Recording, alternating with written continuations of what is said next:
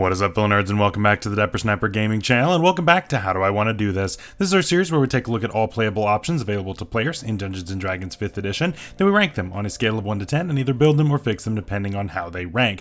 Now today we finish up our talks on the War Domain Cleric, and the Cleric in general for 2024.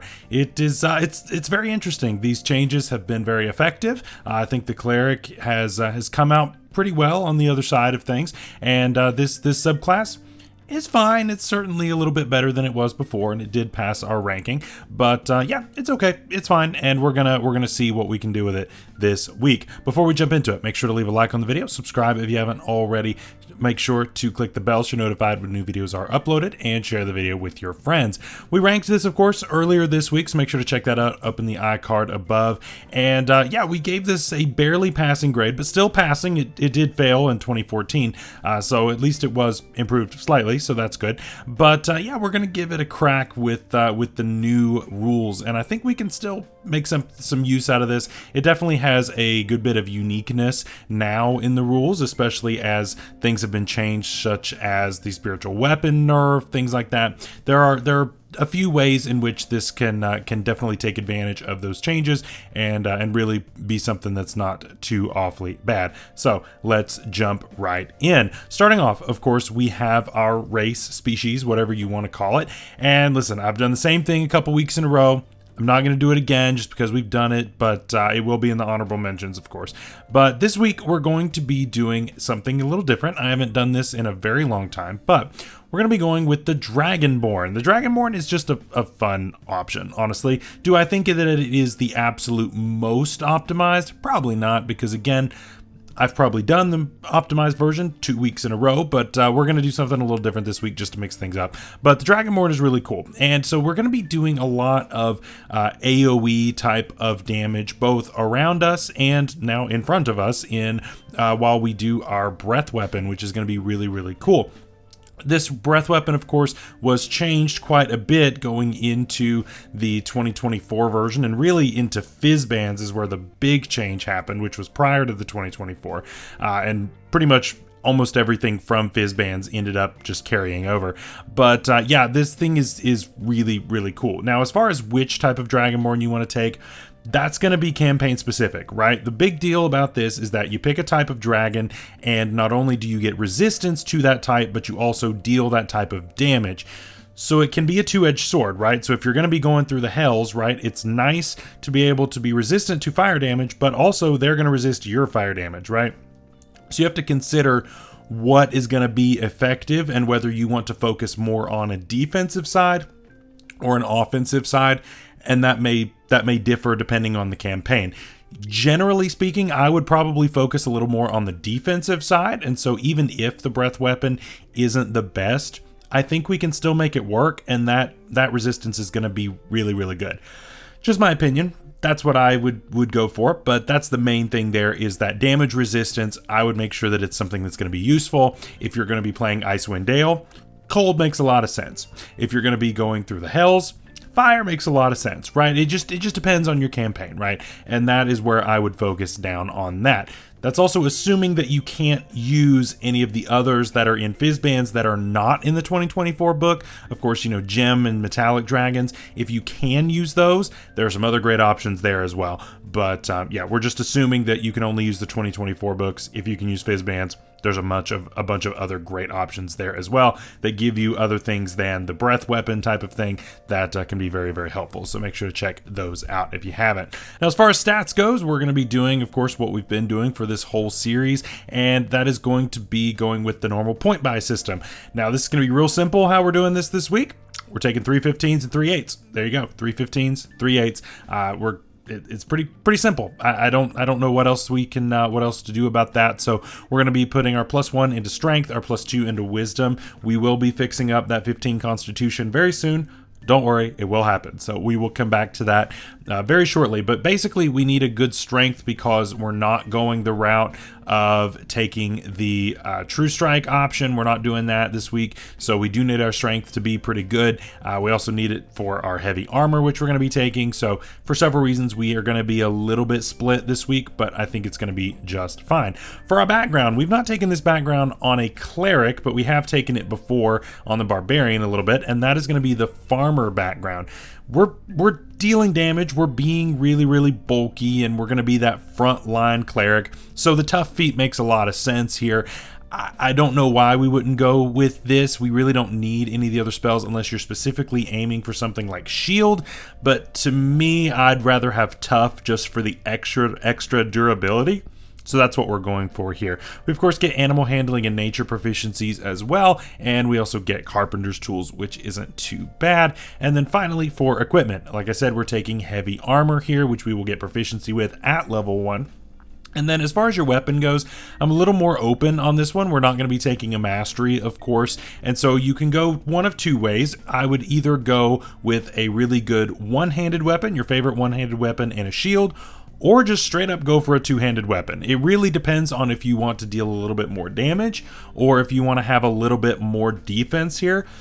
We're going to have heavy armor either way, and so your AC is going to be pretty good, but that shield is going to give you just a little bit more of a bump there. So that's the difference between 18 and 20, assuming you get full plate after a few levels, right? You're not going to start that high, but either way, that's a pretty decent difference, honestly, once you get to a certain level where you can actually afford that. So it could be a good option. So if you wanted to even start with the one-handed weapon and a shield now, and then go to a two-handed weapon later in the build, that's also an option as well. So it really just depends on what you feel is more important in your campaign and to your play style, which is going to be different for everybody. So let's go ahead and start taking some levels. This is going to be another straight Cleric, 20 levels of Cleric. We will be discussing other multi-classing options though at the very end, so make sure to stick around for that. At level 1, we're going to be a Cleric 1, and of course we get spellcasting and our Divine Order. Divine Order, of course, is going to give us two options, either Thaumaturge or Protector, and of course, like I said, we're going to be taking the Protector option. This gives us the martial weapon proficiency and heavy armor proficiency. We already got this proficiency in the 2014 version. It got taken away and then given to all clerics, which is a little bit of a slap in the face, I guess, to the war clerics, but the other clerics are definitely very thankful for that change. So we're just taking it back and using that to our advantage, which is nice. As far as our spellcasting goes, we get a few cantrips, things like Guidance, Sacred Flame, Toll the Dead, Spare the Dying, just the classics there for the Cleric. And then as far as first level spells, we get things like Healing Word, Cure Wounds, Bless. Those are going to be the big ones there. Of course, you're going to get some free first level spells once we get to level 3 with our subclass, but we're not quite there yet, so we'll discuss those here in just a minute. They are, though, on the Cleric spell list, so you could take them now and then drop them later. So that is an option if you want to do that, but we'll come back to that. At Cleric 2, we get our Channel Divinity, which is nice. So we get a couple of options there.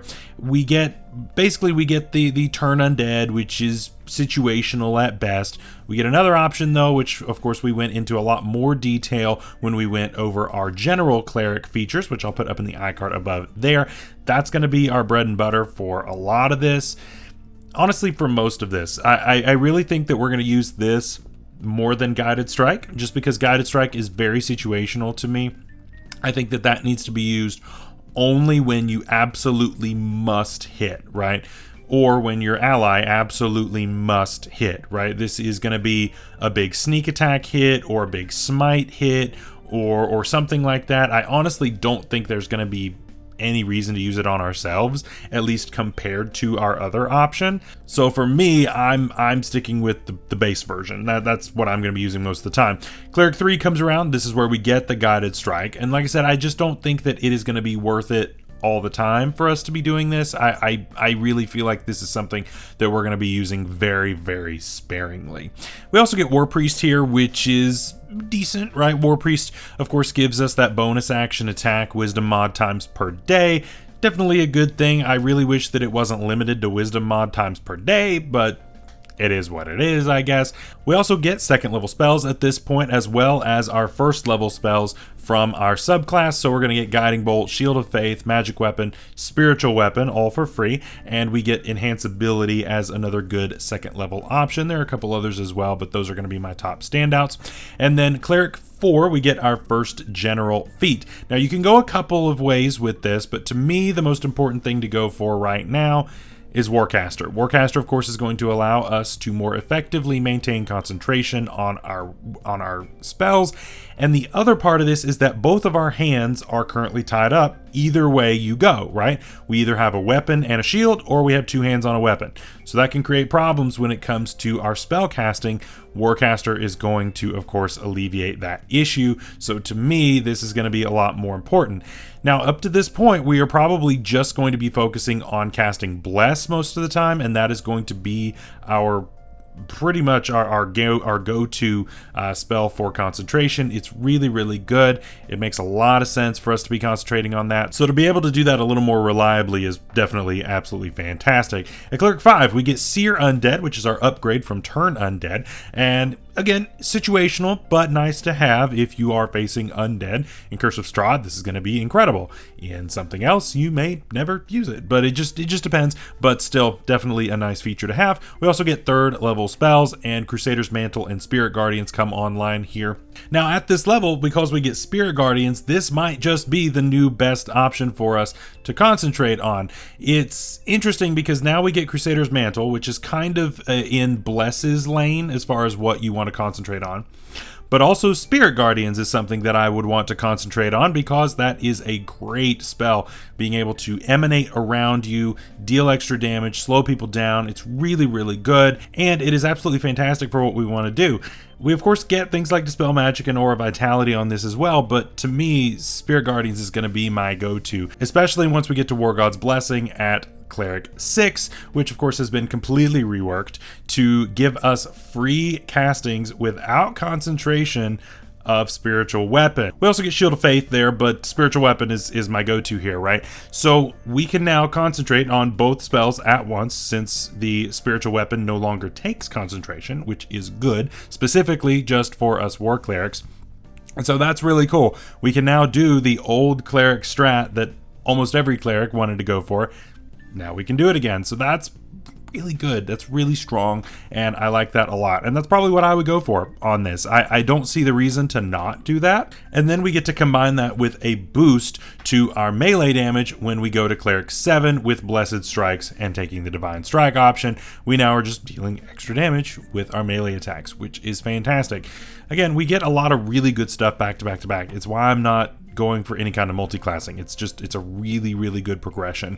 Fourth level spells come online here as well. Fire Shield and Freedom of Movement are free, and Banishment, of course, is going to be my backup option there. Before we go any further, make sure to check out down below that join button. Thank you so much to all of my channel members, all of you who have joined down below. All of you are getting access to all of my build guides, all of my subclass fixes, all that good stuff are written up down below with that join button. Even at the very lowest tier, the bronze snapper tier, you get access to all that, and there are higher tiers as well that get even further perks. So thank you so much. Please consider doing that. It really helps support me in doing what I do. And let's get back at the build. At Cleric 8, we get our next general feat, and I'm going to go with Resilient Constitution. As if I wasn't worried enough about not dropping that Spirit Guardians, I'm going to add on Resilient Constitution. This not only is going to bump my Constitution up to 16, which is going to then give me a bump to my HP, it also is going to help me with maintaining concentration by quite a bit,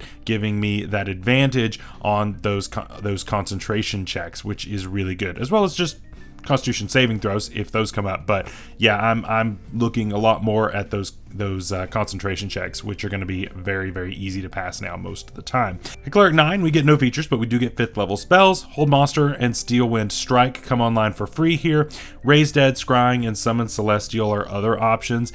Honestly, I still don't think that I would change my current plan of doing the Spiritual Weapon plus Spirit Guardians. It's just that good, and you can just upcast if you need to. So that's what I would do, is just keep upcasting Spirit Guardians and go from there. But yeah, it's just a really nasty combo, and I think it's just really good. Cleric 10, we get Divine Intervention, completely reworked from the old 2014 version. Actually is useful now, which is great. Gives you some more versatility in what kind of spells you have, since you can just dip into that list without having to necessarily have it prepped, which is really good.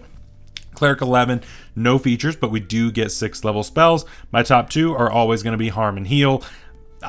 There aren't really 2 that are better than that on this list. I really think those are the standouts, and then I think you've got a bunch of others that are lower level that are going to give you even more for your buck there. So I like that a lot. Cleric 12, we are going to go ahead and put +2 into our Strength mod. This gives us an 18 in both our Strength and Wisdom. Now, of course, you can go +2 Wisdom and go ahead and max that out, but we are dealing damage with our melee weapon, and so I want to make sure that we are trying to keep up with that as best we can. I would rather not be just missing all of our stuff, and so I think getting those both to 18 is going to be really helpful.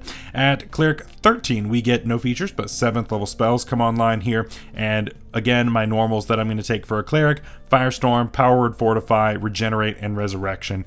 Those make the most sense to me on pretty much any Cleric, just in general.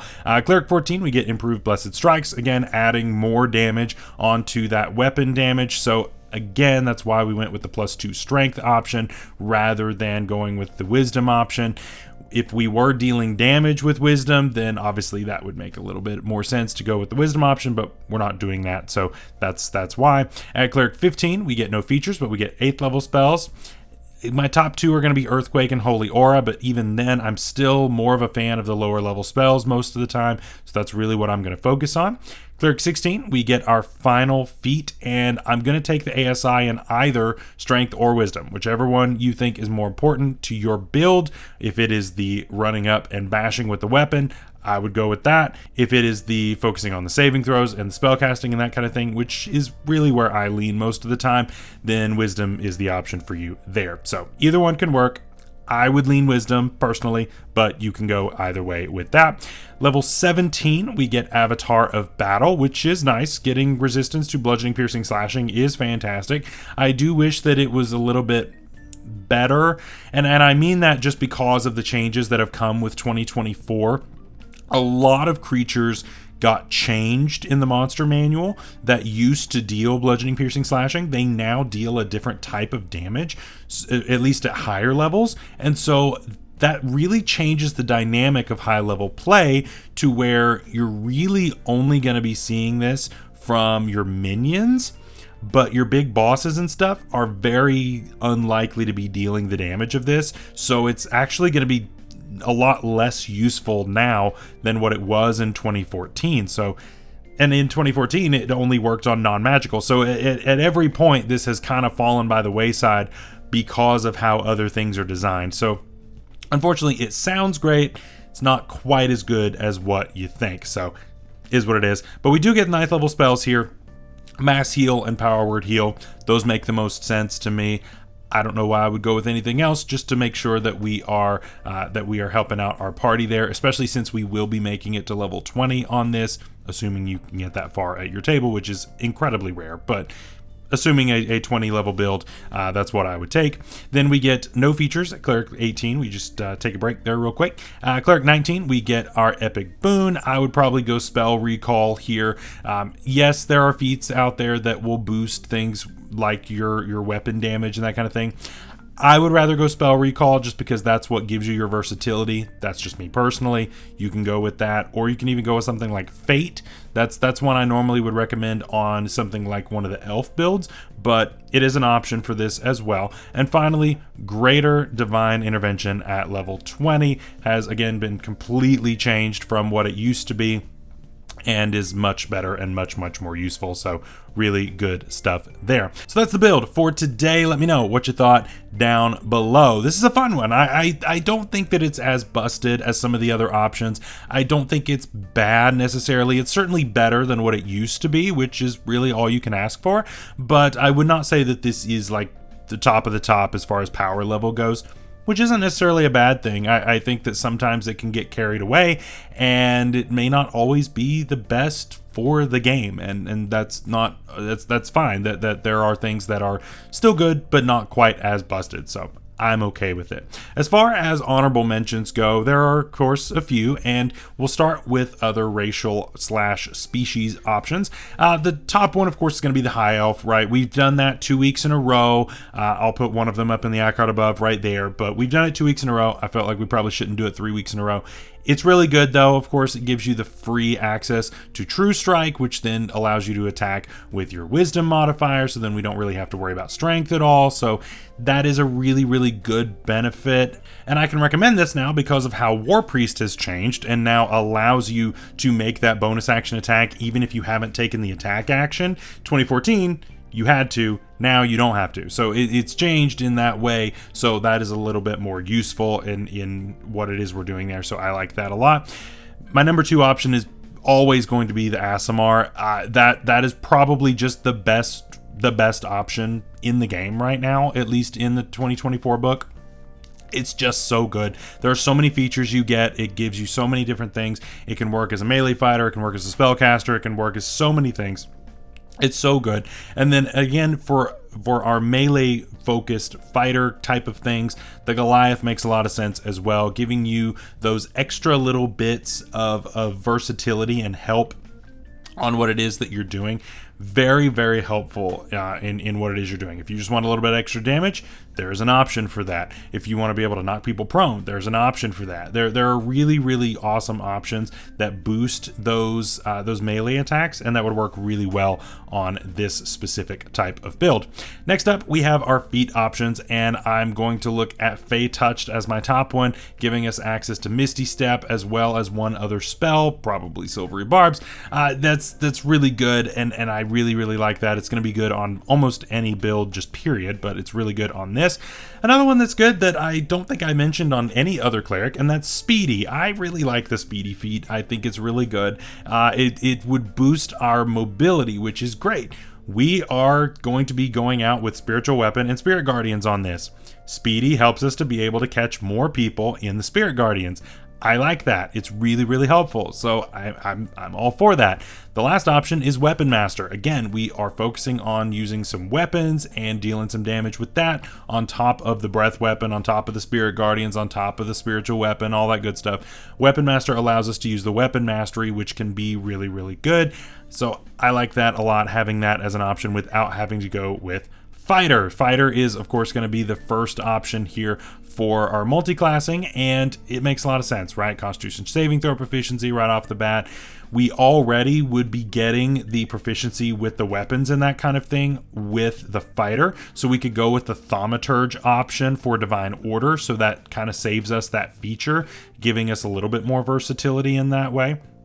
So there are a few reasons why you could go with fighter, and of course a fighting style is also really, really nice here. Of course, if you're doing the one-handed weapon, you could do something like that with dueling, or if you're doing a two-handed weapon, you could do two-handed fighting. There's a lot of really good options. Basically, the cleric can work either way. I don't think I would do dual wielding with a cleric. I don't think you're going to get nearly as much out of that, but I mean, and you already get the bonus action attack on this anyway, so I don't think you would need that, but still, I think that's a really good option. That's probably the best option. Next up, I've got something like the Ranger. The Ranger makes a lot of sense here as well. In a similar vein, you really want to focus on melee here because we are doing Spirit Guardian shenanigans. You can be a ranged cleric, but it doesn't make as much sense with Spirit Guardians just because of the limited range. And so you can do a melee-based Ranger, and it gives you a lot of similar things to what the fighter is going to give you, just missing things like the Constitution saving throw proficiencies, things like that. But either way, not a bad kit there. And finally, the Druid. The Druid no longer has an issue with metals, so we don't worry about that heavy armor proficiency deal. We're not really in a pickle there anymore. And the Druid, of course, gives us a little bit more versatility in the spell casting as well, which is cool. You, of course, get the access to things like Wild Shape for a little bit more of a buffer in damage, which is not too bad. But yeah, I think it's not a bad option at all, especially for a more defensive option there. So that is all for today's build and all for the Cleric. So thank you all so much for watching. We will be back very soon with the Druid, and we will just talk about the Druid itself, and then we will jump into each of the 4 subclasses that were either introduced or reintroduced in the 2024 book. I'm looking forward to it, so I hope to see you all very soon. Also, make sure to check out all of my draft league content. We're doing multi-battles right now, which is really cool. 2 coaches versus 2 coaches. So a ton of fun with that as well. Make sure to check that out. So until next time, stay safe out there, stay healthy. We'll see you later. Bye-bye.